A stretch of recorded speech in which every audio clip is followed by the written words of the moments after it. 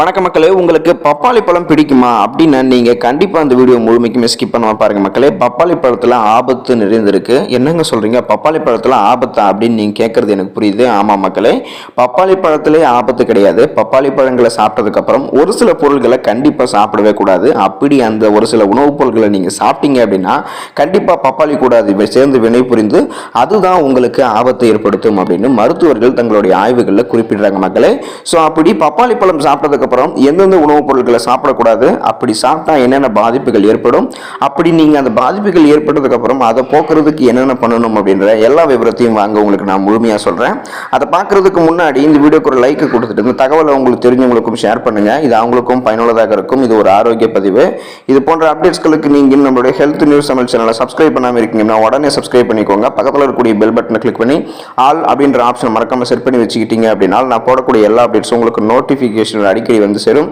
சரி வாங்க மக்களே, இப்போ வீடியோக்குள்ள போயிடலாம். ஸோ பப்பாளி என்னதான் ஆரோக்கியமான பழமாக இருந்தாலும் பப்பாளி சாப்பிட்டதுக்கு அப்புறம் ஒரு சில பொருட்களை நீங்க சாப்பிடக்கூடாது. அந்த வகையில் பப்பாளியையும் பால் பொருட்களையும் நீங்க எடுத்துக்கூடாது.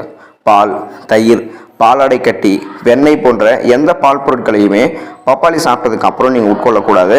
பப்பாளியில் இருக்கக்கூடிய என்சைம்கள் இந்த பால் பொருட்களை ஜீரணிக்க ரொம்பவே கஷ்டப்படும். பப்பாளி என்னதான் செரிமான அமைப்புக்கு நல்லதாக இருந்தாலும் பப்பாளி சாப்பிட்டதுக்கு அப்புறம் இந்த பால் பொருட்களை சாப்பிட்டீங்க அப்படின்னா அது ஏதாவது உங்களுக்கு செரிமான அமைப்பு வந்து பார்த்தீங்கன்னா பாதிப்படை செஞ்சிடும். ஸோ செரிமான பிரச்சனைகள் ஏற்படுத்தும், வாயு பிரச்சனையும் உங்களுக்கு ஏற்படுத்தும். இதனால நீங்கள் பப்பாளியையும் பால் பொருட்களையும் சேர்த்து சாப்பிடக்கூடாது. பப்பாளி சாப்பிட்டதுக்கு அப்புறம் உடனே பால் பொருட்களை சாப்பிடக்கூடாது. கொஞ்சம் நேரம் கழிச்சு தான் வந்து பார்த்தீங்கன்னா சாப்பிடணும். அதுக்கடுத்தது வெள்ளரிக்காயும் பப்பாளியும் நீங்கள் சாப்பிடக்கூடாது. பப்பாளி சாப்பிட்டதுக்கப்புறம் வெள்ளரி சாப்பிடுவதை நீங்கள் தவிர்க்க வேண்டும். வெள்ளரிக்காயில் அதிக நீர் சத்து இருக்கிறதால வயிற்றில் நீர் தேங்கிடும். இது வாயு, வீக்கம் போன்ற வயிற்றுப்போக்கு போன்ற பல பிரச்சனைகளை, வயிறு சம்பந்தமான பிரச்சனைகளை, செரிமான மண்டலம் சார்ந்த பல பிரச்சனைகளை ஏற்படுத்தும். ஆகவே நீங்கள் பப்பாளி பழம் சாப்பிட்டதுக்கப்புறம் வெள்ளரிக்காயை சாப்பிடாதீங்க. பப்பாளியையும் குளிர்ந்த நீரையும் நீங்கள் சாப்பிடக்கூடாது. பப்பாளி சாப்பிட்டது உடனே நீங்கள் சில் வாட்டர், குளிர்ந்த நீரை குடிக்கக்கூடாது. அப்படி நீங்கள் குடிச்சிங்க அப்படின்னா அது பல செரிமான பிரச்சனைகளை உங்களுக்கு உண்டாக்கும். அதோட உங்களுடைய மெட்டபாலிசம், உங்களுடைய வளர்சிதை மாற்றத்தை பாதிக்கும். பப்பாளி சாப்பிட்டதுக்கு பிறகு நீங்கள் தண்ணீர் குடிக்கக்கூடிய பழக்கம் இருந்துச்சு அப்படின்னா எப்போதும் நீங்கள் வெதுவெதுப்பான நீரையே குடிக்கலாம். ஸோ நீங்கள் கோல்டு வாட்டரை குடிக்கக்கூடாது, ஹாட் வாட்டர் தான் குடிக்கணும். இதில் உங்களுக்கு இந்த ஹாட் வாட்டர் நீங்கள் குடிக்கும்போது எந்த பிரச்சனையும் இருக்காது. ஆனால் நீங்கள் கோல்டு வாட்டர் குடிச்சிங்க அப்படின்னா அது உங்களுடைய செரிமான மண்டலத்தை பாதிக்கும். வயிற்று சார்ந்த நிறைய பிரச்சனைகள் உங்களுக்கு அது ஏற்படுத்தும். பப்பாளியையும் முட்டையும் நீங்கள் சேர்த்து சாப்பிடக்கூடாது. பப்பாளி சாப்பிட்டதுக்கப்புறம் முட்டையை உடனே நீங்கள் சாப்பிடக்கூடாது. முட்டையை நீங்கள் சாப்பிட்டீங்க அப்படின்னா, ஒரு வேளை பப்பாளி பழம் சாப்பிட்டுட்டு முட்டையை நீங்கள் சாப்பிட்டீங்கன்னா அது பல பிரச்சனைகளை உங்களை சந்திக்க வச்சிடும். என்னென்ன பண்ணும்போது பார்த்தீங்க அப்படின்னா இது அஜீரணம், மலச்சிக்கல் மற்றும் வாந்தி போன்ற பிரச்சனைகளை ஏற்படுத்தும். எலுமிச்சை, ஆரஞ்சு மற்றும் தக்காளி போன்ற சிட்ரஸ் அமிலங்கள் இருந்திருக்கக்கூடிய பழங்களை நீங்கள் பப்பாளி சாப்பிட்டதுக்கப்புறம் சாப்பிடக்கூடாது.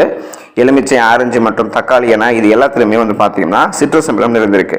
பப்பாளி சாப்பிட்டதுக்கப்புறம் அமிலத்தன்மை கொண்ட உணவுகளை நீங்கள் எப்போதுமே சாப்பிடக்கூடாது. சிட்ரஸ் அமிலம்னு மட்டும் கிடையாது, அமிலத்தன்மை நிறைந்திருக்கக்கூடிய பொருட்களை நீங்கள் பப்பாளி பழம் சாப்பிட்டதுக்கப்புறம் சாப்பிடக்கூடாது. அப்படி ஒருவேளை சாப்பிட்டீங்க அப்படின்னா இது நெஞ்செரிச்சல் மற்றும் செரிமான பிரச்சனைகளை உங்களுக்கு ஏற்படுத்தும். ஸோ பப்பாளி என்னதான் ஆரோக்கிய நன்மைகளை கொண்டிருந்தாலும் பப்பாளியை வந்து பார்த்தீங்கன்னா நீங்கள் பப்பாளி பழங்களை சாப்பிட்டதுக்கப்புறம் இந்த உணவுப் பொருட்களை சாப்பிட நேர்ந்துச்சு அப்படின்னா கண்டிப்பாக அது உங்களுடைய செரிமான அமைப்பை, ஜீரண மண்டலத்தை, வயிறு சம்பந்தமான பல பிரச்சனைகளை ஏற்படுத்தி பாதிக்க செஞ்சிடும். ஆகையால நீங்கள் பப்பாளி பழம் வேண்டி விரும்பி சாப்பிட்றீங்கன்னா கண்டிப்பாக இதை நீங்கள் ஃபாலோ பண்ணிட்டு இதெல்லாம் தெரிஞ்சுக்கிட்டு தான் சாப்பிடணும். இல்லைன்னா பப்பாளி உங்களுக்கு தீமையை விளைவிக்கும். ஸோ இதை நீங்கள் கண்டிப்பாக தெரிஞ்சுக்கோங்க. ஆரோக்கியமாக இருங்க. நன்றி மக்களே.